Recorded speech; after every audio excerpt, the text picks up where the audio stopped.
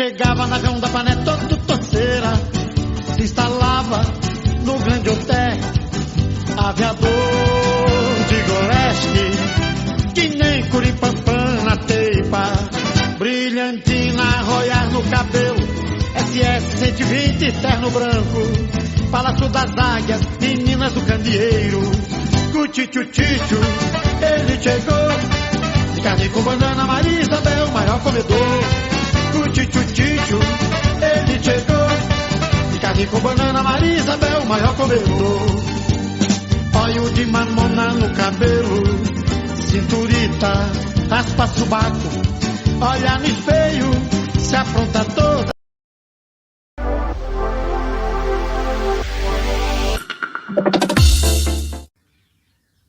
Olá, tudo bem com vocês? Espero que sim, espero que vocês estejam felizes em estar participando desse evento grandioso e pensando aí cada vez mais nesse cuidado com as pessoas. Eu sou Yolanda Garcia, eu sou professora em fim de carreira e também nesses momentos da vida eu escrevo e eu gosto muito de contar história, eu gosto muito da contação de história porque eu acho que isso nos transforma.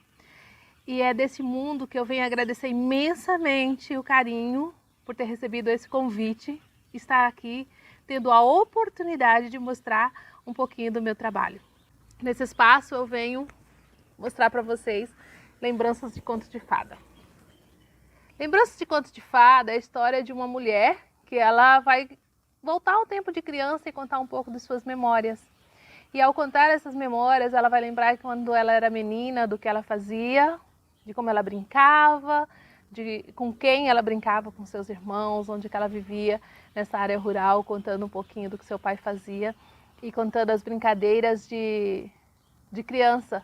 Brincadeiras de roda, passar anel, brincadeiras de subir em árvores, mas também os cuidados que ela tinha junto com a mãe para cuidar dos irmãos e cuidar da casa.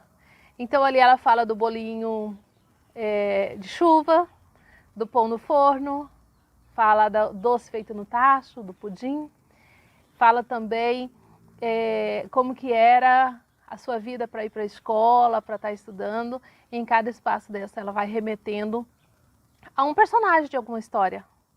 Então a história começa assim, não era a menina bonita do laço de fita, mas era uma menina que tinha, negra, que usava roupa de chita. Não era Branca de Neve dos 7 anões, mas era uma menina que tinha 7 irmãos. E aí ela vai decorrendo, contando as suas histórias. E lembra também, né, nessas lembranças, dos momentos de lua cheia, das rodas, em que sentava ali junto com seus pais para estar contando os casos de assombração, casos de medo e tudo isso que era possível estar sendo contado. Então, é um livro que foi muito gostoso para escrever e ele, sempre que as pessoas leem, remete um pouquinho da história de cada um. Então, viver, né, relembrando a infância é muito bom.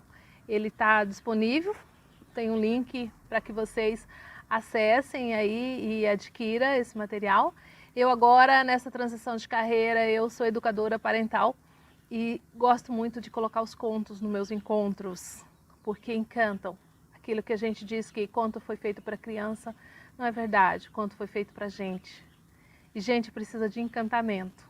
E o encantamento faz a diferença. Então é nesse mundo mágico da leitura, nesse universo da natureza que eu estou aqui mais uma vez agradecendo essa oportunidade e dizendo que estou aí à disposição. Em especial aos professores, aos educadores, às pessoas que lidam com gente, porque o meu mundo é exatamente esse, ajudar a transformar vidas para que a pessoa viva com mais leveza e com mais tranquilidade. Um abraço a todos vocês, um bom encontro e lembranças de contos de fadas. Lembrando que fada é tudo aquilo que faz com que o nosso mundo mágico fique melhor. Beijo a todos vocês e um bom encontro.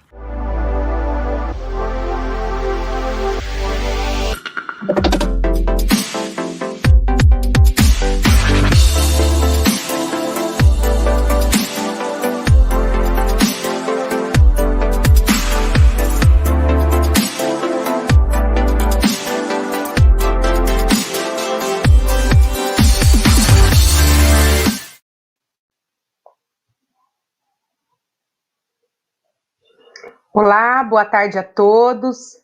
Dou boas-vindas a todos os presentes e à palestrante Camila Agostinho. Agradeço pela presença, por estarem em mais uma atividade do evento da Trilha 3. Dizer que o tema da palestra de agora será a aprendizagem estatística, Statistical Learning, como o cérebro aprende estímulos do ambiente e faz predições sobre eventos futuros. A palestra, então, será ministrada pela Camila Agostinho. Ela é doutoranda no curso de Psicologia na Universidade Otto von Guericke, em Magdeburg, na Alemanha. Mestre em Neurociência e Cognição pela UFABC. Pós-graduada em Neurociências e Psicologia Aplicada pela Universidade Presbiteriana Mackenzie. Formada e licenciada em Letras Português e Inglês pelo Centro Universitário Fundação São André, trabalhou com escolha intertemporal e percepção do ambiente. Realiza pesquisas com percepção e estimação do tempo e processamento de extrapolação e predição de movimento em áreas visuais primárias, utilizando técnicas de imaginamento por ressonância magnética funcional e estimulação magnética transcraniana. Gostaria de dar boas-vindas, Camila. Obrigada e passo a palavra. Desejo uma excelente explanação. Obrigada, muito obrigada pela introdução. É um prazer estar aqui. Obrigada mais uma vez pelo convite. E vou compartilhar minha tela.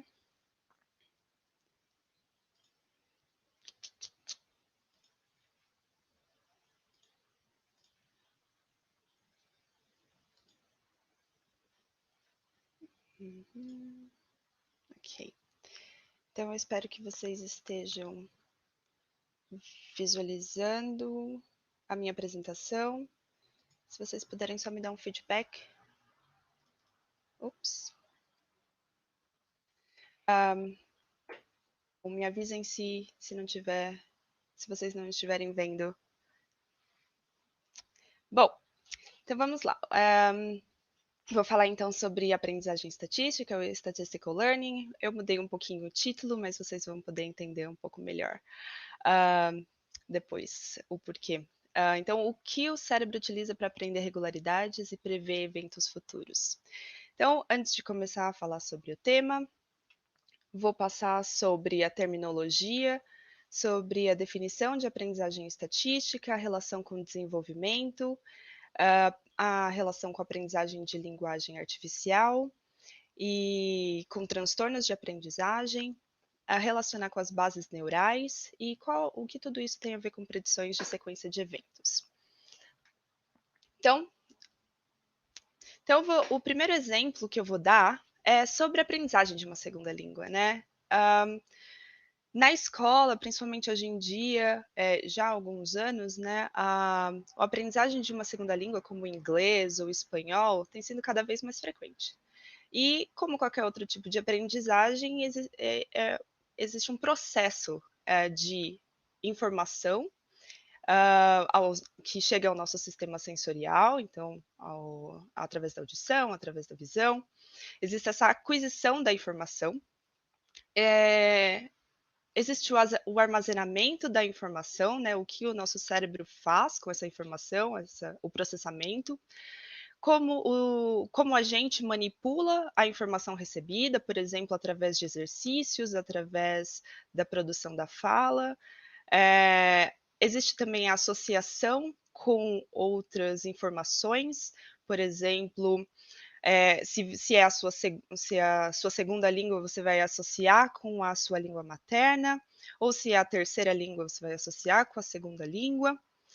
E a produção, né? Então, através da fala, através da escrita, e tudo isso auxilia na consolidação da aprendizagem. O que eu espero hoje é que eu possa passar um pouquinho das informações que eu vou trazer e que espero que haja também um processo de aprendizagem ali. Então, aprendizagem estatística, também conhecida como Statistical Learning, é um termo muito comum em ciências da computação. Então, se hoje você digitar no Google Statistical Learning, 90%, eu diria, da informação que vai chegar vai ser informações relacionadas à ciência da computação. Mas, em ciências cognitivas, a aprendizagem estatística é uma área muito grande também. Então, qual é a diferença, né? Em ciências cognitivas, nós estamos interessados em entender como humanos ou animais aprendem regularidades, enquanto em ciência da computação, o interesse é em como máquinas aprendem padrões, como máquinas aprendem regras ou características. Em aprendizagem estatística, em ciências da cognitiva, nós falamos sobre aprendizagem inconsciente, aprendizagem de estímulos não, aprendizagem não intencional dos estímulos. Enquanto em ciência da computação, nós falamos sobre aprendizagem supervisionada ou não supervisionada. Eu vou dar um exemplo no final também. Essa aprendizagem ocorre através de algoritmos, enquanto em humanos nós falamos em aprendizagem de regras. E essas regras são, nós aprendemos essas regras através de estímulos do ambiente. Enquanto em ciências da computação, nós falamos sobre a aprendizagem a partir de dados. Então, o que é Statistical Learning? O que é aprendizagem estatística? Então, o Shapiro e o Turk-Browning, que são dois nomes bem grandes em ciências, em aprendizagem estatística, em ciências cognitivas, definiu Statistical Learning como a aprendizagem, aprendizagem estatística se refere à habilidade de extrair regularidades do ambiente ao longo do tempo. Mas, o que são regularidades, né? Então, se eu apresentar essa figura para você, eu acredito que vocês vão saber logo de início o que é, né? Vocês são capazes de reconhecer esse estímulo, mesmo sem visualizar essa plaquinha. Todo mundo sabe que isso é um ponto de ônibus, mas em que momento da vida a gente começou a entender que isso é um ponto de ônibus? Nós não sabemos, porque esse estímulo ele sempre esteve presente, associado com outros estímulos, por exemplo, a passagem de ônibus, né, periodicamente, ou o lugar onde as pessoas esperam por alguma coisa, nesse caso, um ônibus. E por conta desses estímulos associados a esse estímulo maior, nós damos um significado a isso. Nós entendemos que isso é um ponto de ônibus ou poderia ser qualquer outra coisa. Que tem uma estrutura e que tem uma certa frequência no ambiente e que não teve uma intenção de aprender, né? Existem diversas áreas onde a aprendizagem estatística ocorre, por exemplo, linguagem, podemos aprender sons não linguísticos, estímulos táteis, formas, estímulos auditivos e estímulos visuais. Se eu mostro essa imagem para vocês, não existe nada de estranho, certo? É simplesmente um tubarão no mar. Então, a gente aprendeu desde muito cedo que esse é um animal que vive em água salgada e não tem nada de diferente nessa imagem. Mas se eu mostro essa imagem para vocês, existem vários processos ocorrendo no nosso cérebro, né? E um deles é o de surpresa, ou quebra de expectativa, porque ninguém imaginou que um dia nós poderíamos ver a imagem de um tubarão mergulhando no telhado de uma casa. Então, essa imagem, essa estrutura com esse tubarão foi vista numa cidade do Reino Unido. Então, imagina que você pegou o avião, voou para Londres ou para qualquer outra cidade e se deparou com essa imagem, né? Você para um pouco, observa, analisa a cena e então você observa a placa do carro e observa que a placa do carro é amarela. Automaticamente você associa que placas de carros no Reino Unido são amarelas na frente, amarelas atrás e brancas na frente. E você se lembra que no Brasil as placas são dessa forma, né? Três letras, 4 números. E então você faz associação de que as placas são diferentes e que tem outra estrutura. Mas aqui houve simplesmente uma aprendizagem através de associação. Enquanto as placas, a aprendizagem das placas dessa forma no Brasil ocorreu de forma estatística. Por quê? Da mesma forma do ponto de ônibus, foi um estímulo que foi aprendido através da alta exposição, através de uma estrutura. Então, em todos os carros é dessa forma, exceto carros oficiais, por exemplo, mas a maioria dos carros é dessa forma.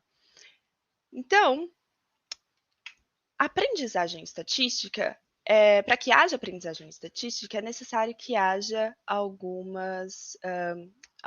que algumas coisas sejam, existe uma situação propícia, né? Então, as situações de aprendizagem estatística requerem que estímulos sejam altamente estruturados, que haja diversas exposições e que haja uma não intenção em aprender. Então, no caso do ponto de ônibus ou nas placas de carro, ou qualquer outro estímulo que você possa pensar, se existe uma grande estrutura, se existe estruturação nesse estímulo, se existe uma alta exposição, e se existiu a não intenção em aprender, a aprendizagem ocorreu de forma estatística. Então, um outro exemplo de linguagem, vamos imaginar, então eu estou aqui na Alemanha, né? Ainda estou aprendendo alemão, ainda estou estudando, mas num cenário hipotético, vamos imaginar que eu decidi aprender alemão com um dicionário. E a primeira palavra que eu fui procurar no dicionário foi Tag. E aí eu achei que Tag significa dia. Toda vez que houver 3x, significa que a aprendizagem não ocorreu de forma estatística, ok? Então, tudo bem. A minha segunda palavra, a segunda expressão que eu encontrei foi Guten Tag. Então, eu fui ao dicionário novamente e procurei o que Guten significa. Eu não achei Guten, mas achei Gut. E Gut significa bom. Então, Guten Tag, bom dia. Isso também não ocorreu de forma estatística porque eu utilizei o dicionário, ou seja, houve uma intenção em aprender. Não houve muita exposição, porque, né, poucas vezes entrei em contato com a língua e Guten Tag simplesmente apareceu. E houve uma alta aleatoriedade. Não estava dentro de nenhum contexto. A próxima palavra que eu me deparei em algum momento foi Donnerstag. Então eu segui a mesma lógica e fui procurar dona no dicionário. E descobri que dona significa trovão. Mas trovão dia não faz muito sentido, né? E olhando as próximas palavras, eu entendi que Donnerstag significa quinta-feira. Aqui também não houve nenhum tipo de aprendizagem estatística. Novamente, eu utilizei o dicionário, houve uma pouca exposição e uma alta aleatoriedade. Próxima palavra, Bundestag.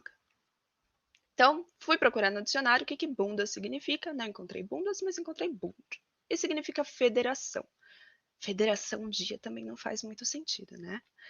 E Bundestag significa parlamento. Novamente, não houve aprendizagem estatística. Mas aí eu me dei conta que, se eu fosse procurar as palavras separadamente no dicionário, elas não iam fazer sentido. E aí eu entendi que palavras são aglomeradas em alemão, ou seja, elas são escritas juntas, palavras diferentes, não como no português, né, que a gente tem quinta-feira, por exemplo, em alemão elas são escritas juntas.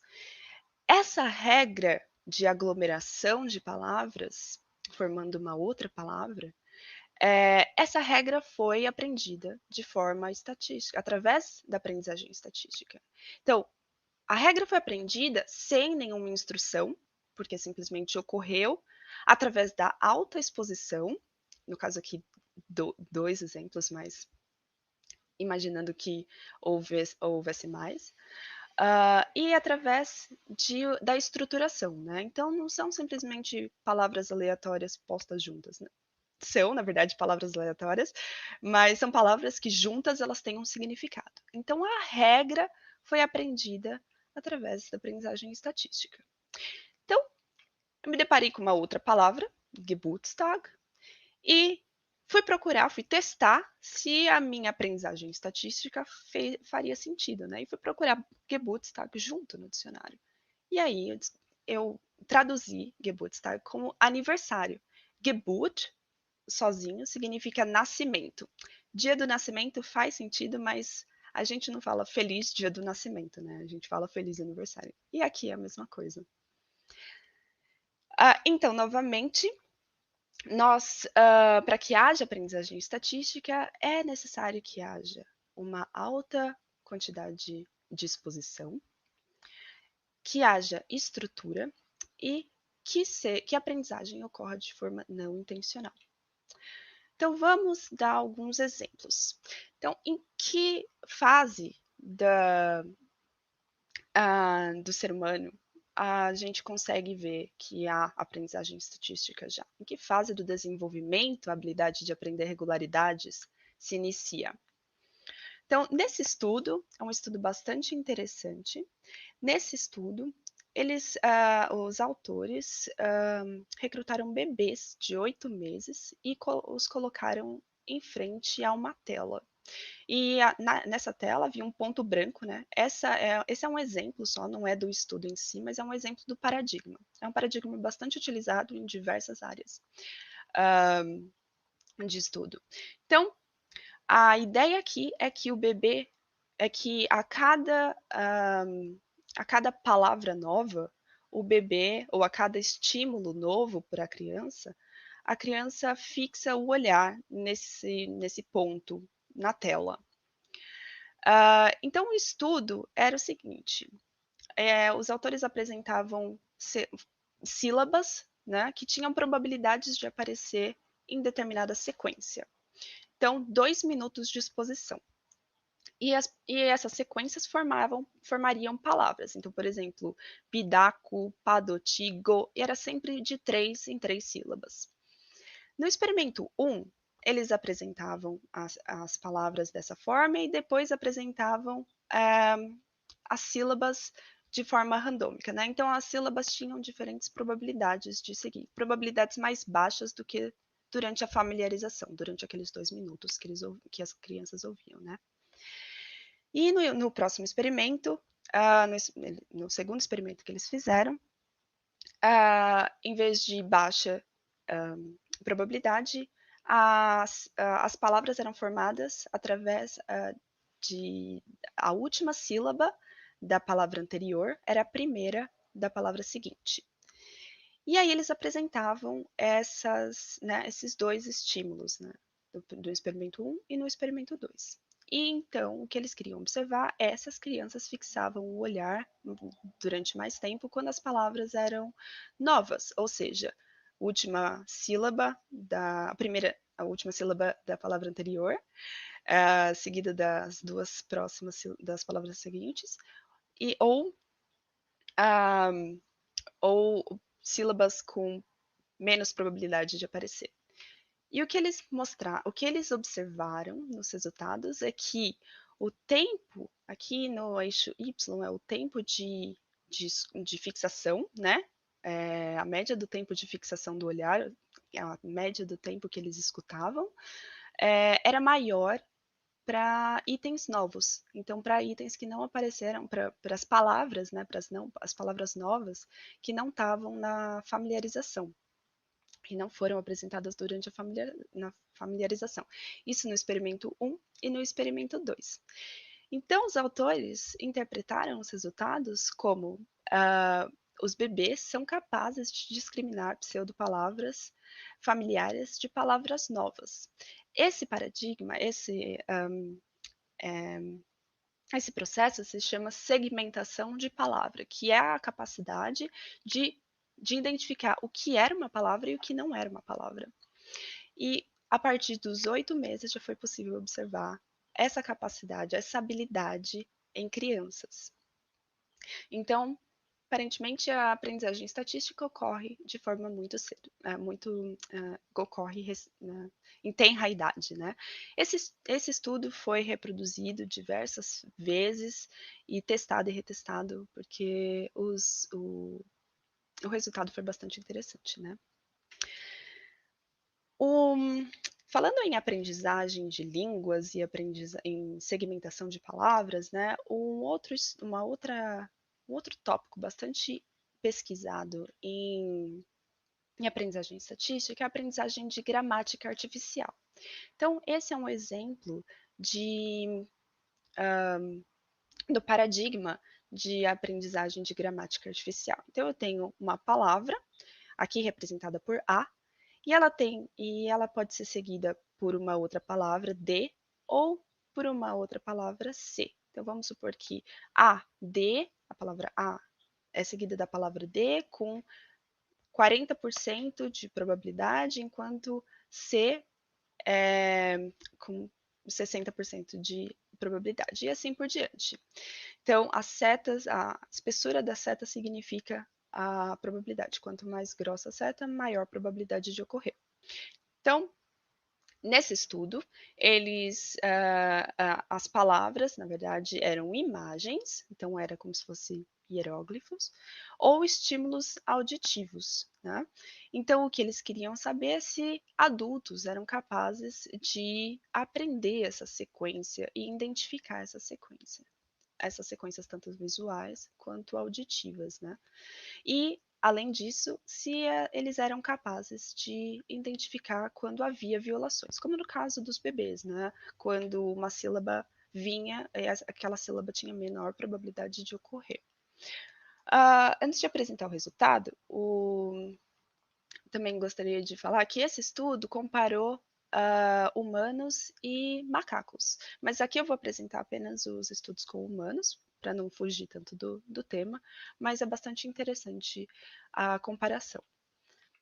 E aí, o que os autores observaram nos resultados é que a média da violação das respostas era que os adultos eram capazes de identificar essas violações, ou seja, quando A vinha seguido de G, por exemplo, então quando esse símbolo vinha seguido desse símbolo, ou quando esse som vinha seguido desse som. Essa violação era identificada muito com maior frequência, né?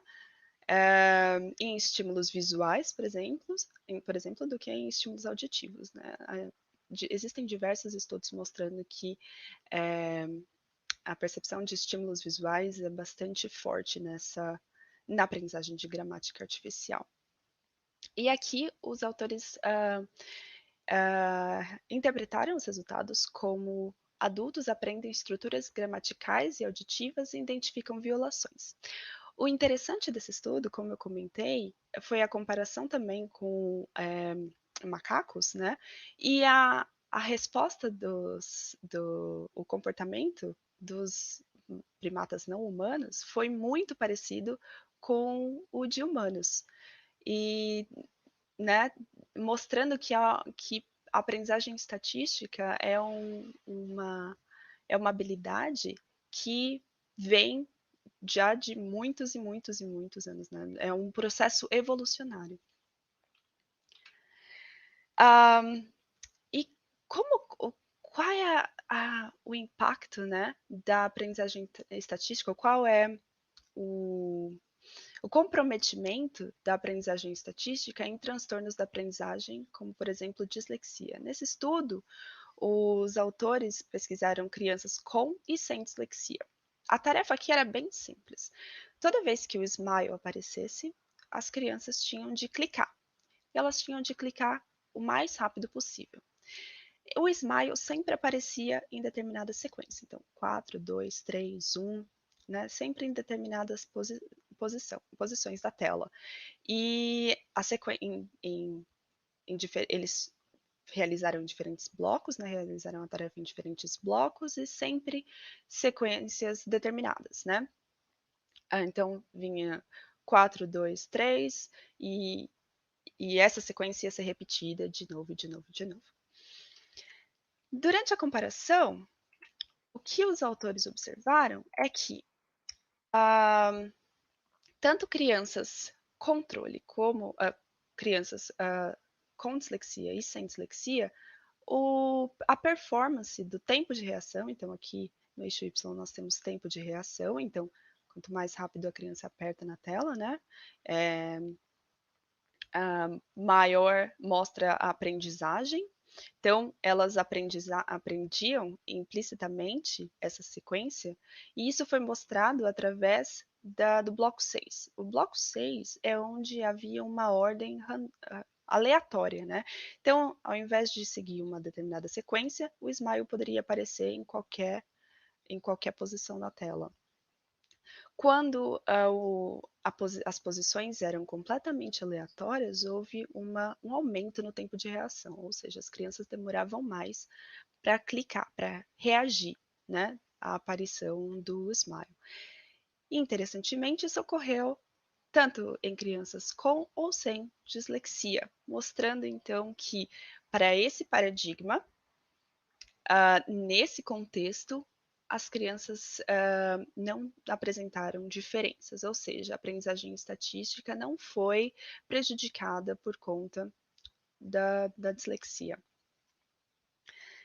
E agora vamos falar um pouquinho sobre as áreas do cérebro que são associadas com a aprendizagem estatística, né?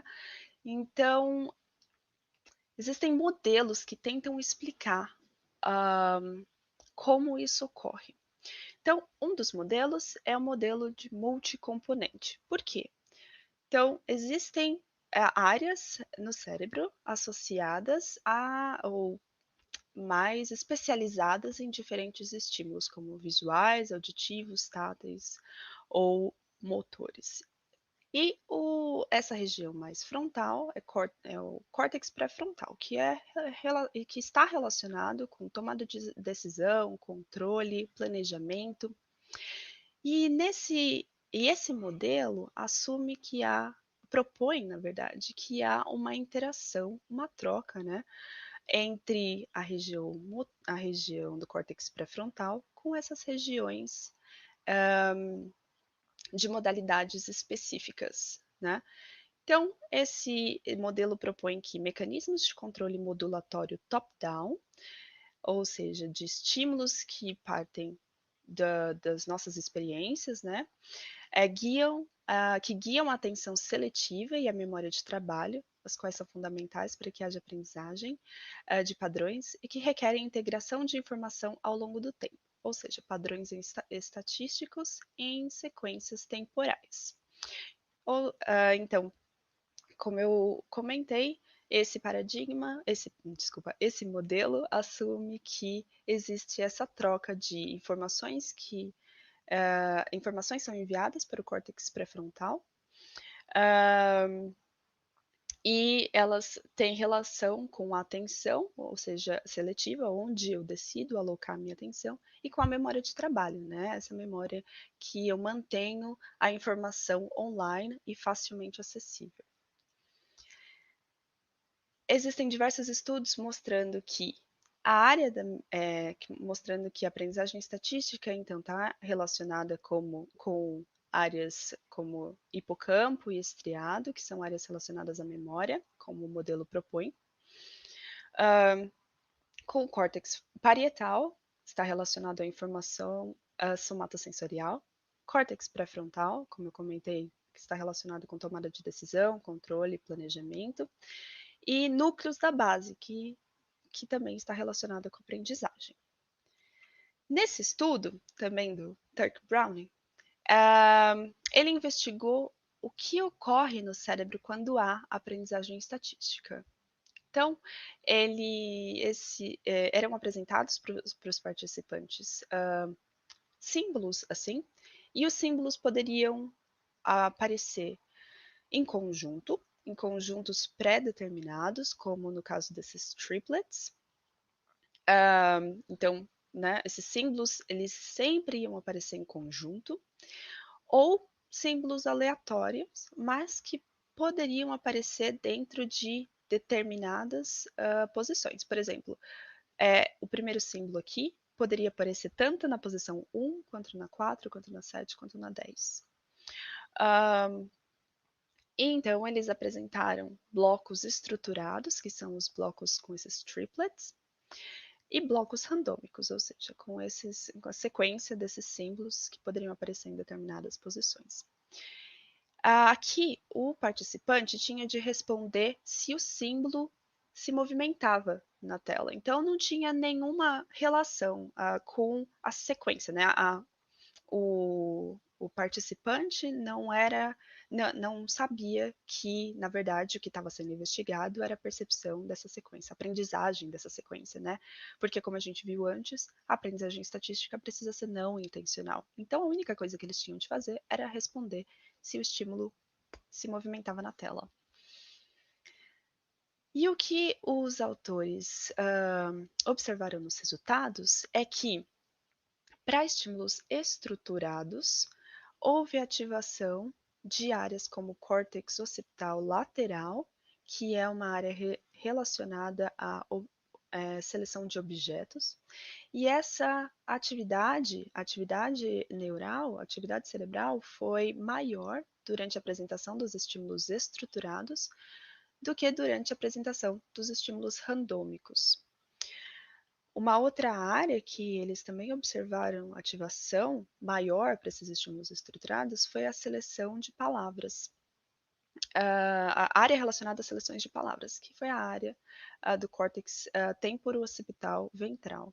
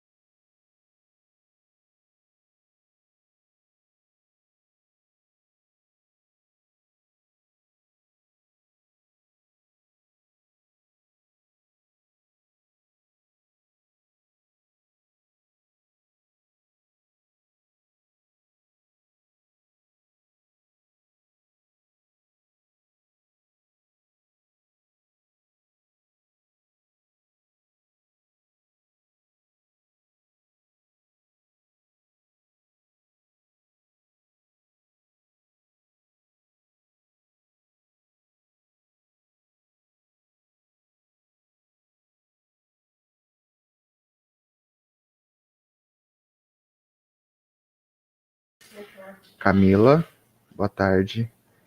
Seu áudio. Camila? Ela não me escuta mesmo.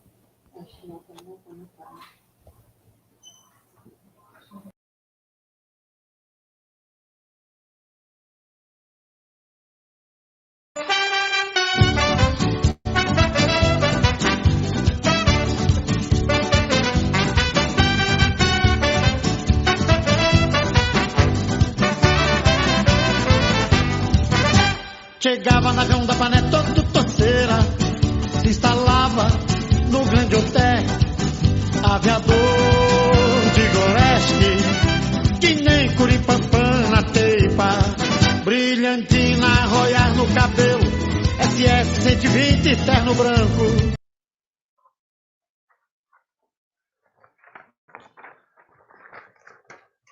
Agradecemos a explanação da palestrante Camila e vamos abrir então para as perguntas. A gente vai, diante do tempo, fazer a seleção então de algumas perguntas.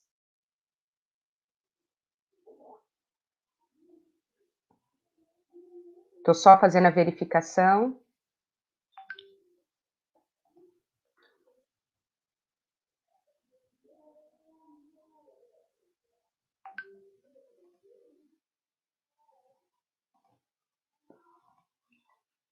Desculpa, pessoal. Identificamos aqui alguns problemas técnicos. Houve queda na conexão. Pedimos que vocês aguardem um minutinho, por favor. As meninas do candeeiro, cuti-tchu-tchu, ele chegou. De carne com banana, Maria Isabel, maior comedor. Cuti-tchu-tchu, ele chegou. Carne com banana, Maria Isabel, maior comedor. Óleo de mamona no cabelo, cinturita, raspa subaco. Olha no espelho, se apronta toda pra passear com o pau rodado. Leva gente pro cutipó, chupa-chupa, esfola. Slap, slap, que nem chiclete. Chupa gente, que nem caju.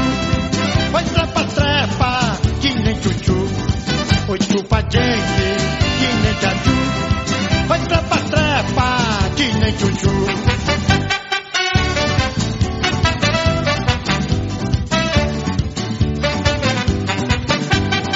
Obrigado, meu poeta Moisés Martins. Alegria. Chegava na Rão da Pané todo torceira, se instalava no grande hotel, aviador de Goreste, que nem Curipampã na teipa, brilhantina.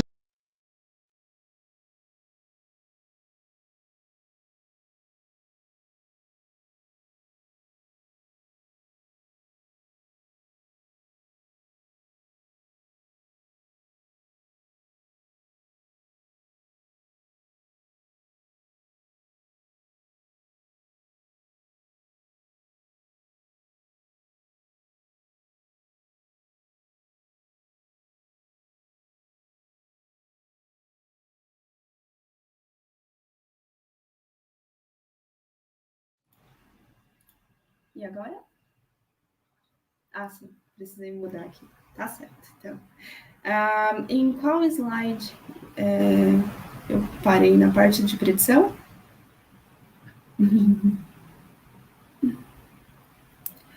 Tá, eu acho que... Agora eu ouço vocês. Qual slide vocês viram a parte do exemplo ou predição? Ou...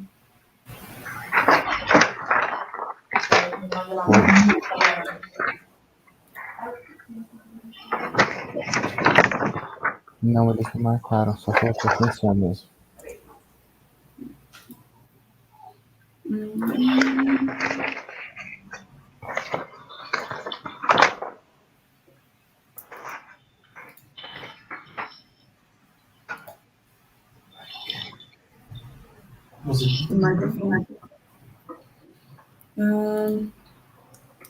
O de predição. Agora, né? Isso, de predição. Certo. Então, eu vou retomar nesse slide aqui. Certo. Vocês estão vendo a tela toda, né? Não a parte de apresentação, certo? Espero que sim. Ok, então, o que é predição, né? E o que tudo isso tem a ver com aprendizagem estatística? Durante os meus slides, eu acredito que vocês perceberam, talvez vocês tenham percebido, que eu coloquei essas figurinhas, né?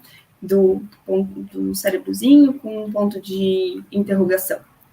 E toda vez que eu ia iniciar a apresentação de um estudo, né?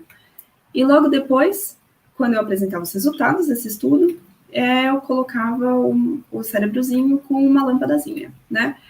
E logo em seguida, aparecia novamente esse cérebrozinho e provavelmente o que vocês estão prevendo agora é que eu vou apresentar novamente o cérebro com a lâmpadazinha. E o que ocorreu aqui foi uma antecipação da expectativa de ver essa figurinha novamente, né?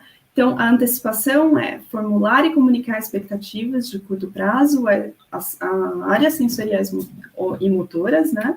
Por exemplo, imaginar a figurinha, e a expectativa é exatamente a representação desse evento predito.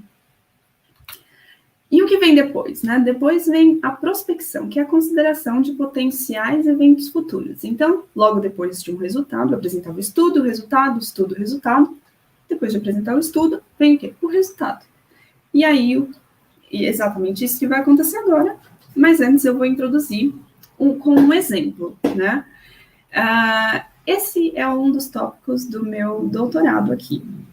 Então, os dados que eu vou apresentar são os meus dados. Mas, para contextualizar e transformar isso um pouco, né, trazer isso um pouco para o dia a dia, imagina que você esteja atravessando a rua e observa que esses carros se tornam oclusos através, estão oclusos, né, por esse ônibus. Né? Existem diversos contextos em que isso pode acontecer e o nosso cérebro evoluiu de uma forma que nós somos capazes de prever esse estímulo, esse carro, quando esse carro vai reaparecer, né? Num contexto, por exemplo, de outros animais, imagina que um animal está caçando e a presa está atrás de um arbusto. O animal não humano também sabe quando a presa vai reaparecer e planeja, né, e prevê, e faz esse planejamento para poder atacar, né? Então, esse é um mecanismo, essa é uma habilidade que evoluiu, né, com o tempo, que faz parte do sistema, do nosso sistema e em outros animais também. Então, o que eu queria saber era qual é a relação entre a predição, a imaginação, né, ou seja, o planejamento da reaparição e a estimação temporal desses estímulos e áreas visuais. Então, eu queria saber se, mesmo quando o estímulo não estava presente ali, né, então, o carro não estava visível para a pessoa, mas a pessoa sabia que ali atrás daquele ônibus havia um carro e sabia exatamente quando o carro ia reaparecer. Então, a ideia era saber se o sistema visual ativava quando o estímulo não estava presente. Então, as minhas áreas de interesse foram V1, V2 e V3, que estão mais ou menos representadas pela área laranja e amarela. E a minha tarefa era a seguinte: o meu participante via uma bolinha branca, e essa bolinha podia ir para cima ou para baixo. Ele não via, obviamente, a setinha, né, que é só para indicar a direção, e a direção era sempre associada a uma velocidade. Então, se ia para cima, ia rápido, se ia para baixo, ia devagar. Então, era isso que o participante tinha de aprender. Era uma fase de familiarização, né? Então, e podia ser para cima devagar e para baixo rápido. Então, era contrabalanceado. Na fase teste, eu escondia a trajetória vertical com esse retângulo, com um retângulo assim, né, cinza, e marcava o ponto final com um X. Então, a bolinha não reaparecia, ela tinha só ela ia parar, né, nesse ponto. E o participante tinha de responder quando e onde, e para onde essa bolinha ia, né? Então, ele via só a trajetória horizontal, e quando ele achava que chegaria aqui, ele tinha de apertar, ou aqui. Então, se ele via rápido aqui, ele previa que a bolinha ia para cima, por exemplo, eu tinha de apertar. O que eu observei, então, era que Aqui eu esperava que tinha. Então, ignorem, por favor, essa parte de baixo para ficar mais fácil. Então, na parte superior aqui, no meu eixo Y, eu tenho o beta, né, que representa a atividade cerebral, atividade neural, e no eixo X eu tenho a área. Então, era a parte superior do córtex V1, da região V1, V2, V3, e inferior de V1, V2 e V3. Então, o nosso sistema visual processa informações que são vistas na parte superior do campo visual, na parte inferior do córtex visual primário, V1, V2, V3. Né? Então, é trocado. O que aparece em cima é processado embaixo, o que aparece embaixo é processado em cima. Então, o que, na parte de familiarização, tudo que ia para cima ativava a parte tudo que ia para baixo, representado por cinza, era processado pela parte superior de V1, V2 e V3. E esse padrão foi visto em todas as áreas. E a mesma coisa para quando o estímulo ia para cima, era processado na parte inferior. Então, o que eu queria saber é se, quando havia a oclusão, se também, se eu tinha o mesmo padrão de atividade. E aí eu percebi, os meus resultados mostraram que sim, na parte inferior. Então, toda vez que o estímulo ia para cima, a parte inferior de V1, V2 e V3 eram mais ativadas do que quando o estímulo ia para baixo, né? Isso foi visto, infelizmente, só na parte inferior dessas regiões, de forma significativa, mas em V2 e V3 houve uma tendência aqui para outra trajetória, né? A trajetória que é para baixo. Mas eu utilizei outras análises, e as outras análises me mostraram que há, sim, uma atividade, que há uma informação quando o estímulo é ocluso. Então, de modo geral, eu interpretei os resultados como a predição de trajetórias oclusas evocam padrões de ativação similares a padrões de estímulos visíveis em regiões visuais primárias. Ou seja, essas regiões também podem ser ativadas ou contêm informações que uma vez estiveram visíveis e em determinado momento não esteve mais. Então, um processamento top-down, né? Então, a minha take-home message é de que a aprendizagem estatística ocorre muito cedo. Então, como eu mostrei, durante 8 meses de vida de crianças, já é possível observar a aprendizagem estatística de linguagem, né, da segmentação de palavras.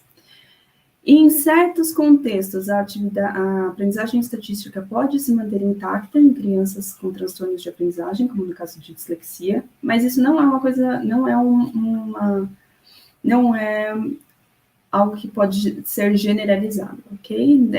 Naquele contexto, não foi visto nenhum tipo de diferença entre crianças com e sem dislexia. Nós vimos também que a aprendizagem estatística recruta áreas no cérebro relacionadas à aprendizagem geral, à memória e áreas visuais. Vimos que adultos podem aprender gramáticas artificiais e detectar violações. Isso pode ocorrer também de forma muito rápida. E que a predição auxilia o sistema cognitivo a aplicar rapidamente regras utilizando informações anteriormente aprendidas, ou seja, a predição, no caso em regiões visuais, né, se mostrou presente, né, houve predição, mesmo quando o estímulo não estava presente. E, dessa forma, gostaria de agradecer pela atenção de vocês, pedir desculpa pelo meu fone, e estou à disposição para perguntas.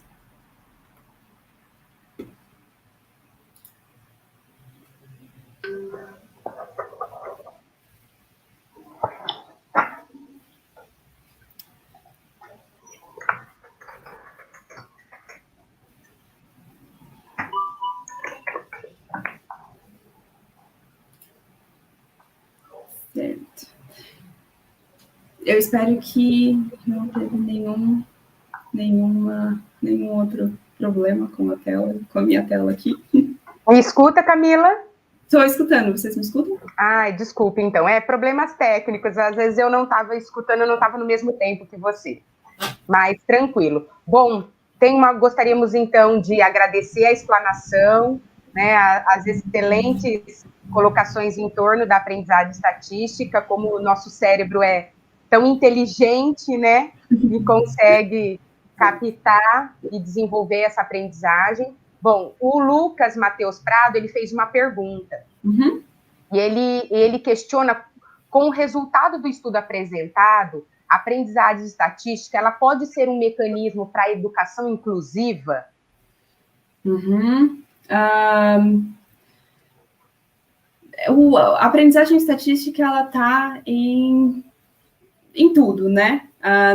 Em estímulos novos, então, como o título da palestra, né? A gente aprende através de estímulos que estiveram presentes há pouco tempo, a gente aprende uma regra, não necessariamente conscientemente, ou seja, se for intencional, não foi aprendizagem estatística, foi outro tipo de aprendizagem.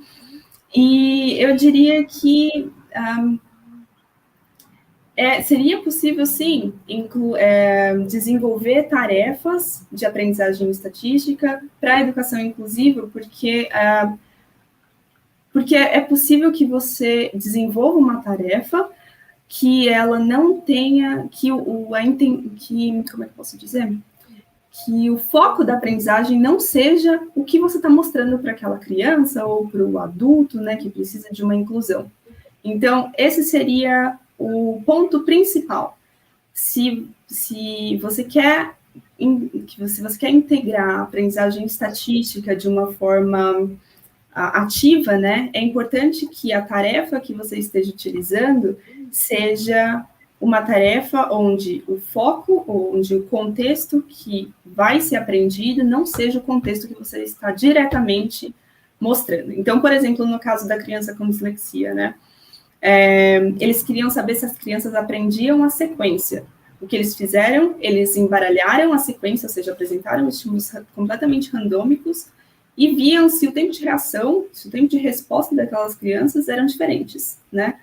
Então, a ideia era, apresenta o smile, eles tinham de clicar. Mas o que eu estou observando eles aprenderam a sequência, mesmo sem eu ter dito, aprenda a sequência. Entendeu? Então, eu diria que sim, pode ser sim, e talvez seja até interessante, porque é um modo de você ensinar sem você dizer que está ensinando aquele tópico. Ótimo, excelente. Então, é uma grande possibilidade, né? Sim. Mais uma possibilidade que a gente pode identificar aí na aprendizagem, principalmente na educação inclusiva. Sim. Bom, Camila, fique à vontade. Estou no tempo, né? Sim, pode falar.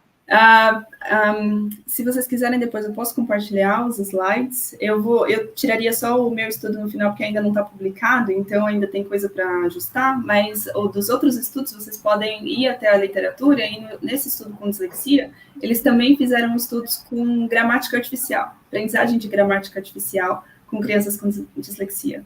E isso pode ser aplicado também, sabe, para sala de aula. Você pode utilizar aquele paradigma para fazer experimentos com as crianças, né? Para fazer testes e observar como as crianças que necessitam de inclusão diferenciam das que não, né, as crianças controle, vamos dizer assim, as crianças que já estão na sala de aula, assim, né? Então, eu acho que isso é sempre muito legal, fazer, né, ir até a literatura, buscar o que tem de experimento e tentar aplicar na sala de aula. É um modo de aplicar a ciência, né, que a gente faz. Sim, com certeza. Bom, são vários elogios aqui, a Mariene Araújo coloca que ficou tudo bem esclarecido, agradece e parabeniza a apresentação, Camila. Obrigada. Ana Carolina Lobo também diz que foi muito enriquecedor o momento e parabéns pela apresentação. Obrigada. E a gente agradece mais uma vez a explanação, o encontro, o momento, né, e as experiências que você dividiu com a gente. Muito obrigado. Então, a gente agradece e finaliza. Obrigada mais uma vez pela oportunidade e estou à disposição para, se tiver mais perguntas depois, podem mandar e-mail. Vai ser um prazer. Obrigada e parabéns pela organização também do evento. Obrigada, a gente que agradece mais uma vez. Deixamos o convite para que continue acompanhando a programação do evento e que consultem o cronograma para as demais atividades do Congresso. Obrigada, Camila. Obrigada. Sucesso nos seus estudos, na sua vida aí na Alemanha, tá? É um prazer. Obrigada. Obrigada. Abraços.